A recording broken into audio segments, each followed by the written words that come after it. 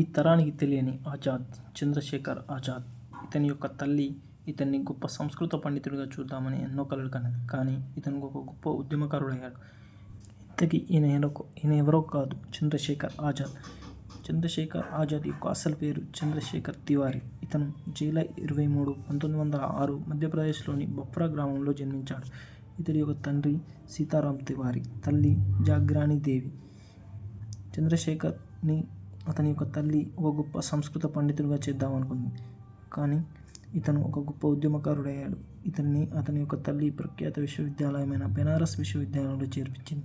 15 ఏళ్ల వయసులోనే గాంధీజీ సహాయ నిరాకరణ ఉద్యమంలో పాల్గొని డిసెంబర్ నెల 1921లో అరెస్ట్ అయ్యాడు.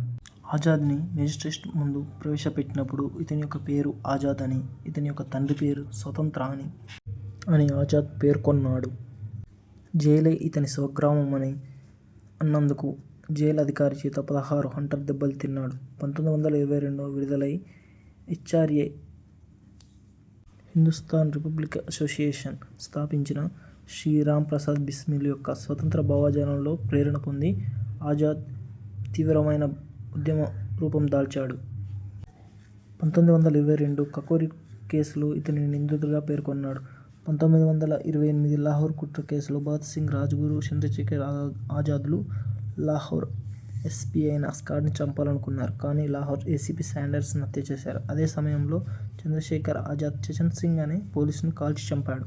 1931 మార్చి 23న భగత్ సింగ్, రాజ్గురు, సుఖ్దేవ్లను లాహోర్లో ఉరితీస్తారని ఆజాద్కు తెలిసిన తర్వాత 1931 ఫిబ్రవరి 27న చంద్రశేఖర్ ఆజాద్ ఆల్ఫర్డ్ పార్క్ వద్ద ఆంగ్లేయులు చంద్రశేఖర్ ఆజాద్ తివారీని ముట్టడించడం కారణంగా ఎవరో ఆంగ్లేయుల చేతిలో నేను మరణించడమా అని భావించి తనకు తాను కాల్చుకొని వీరమరణం పొందాడు.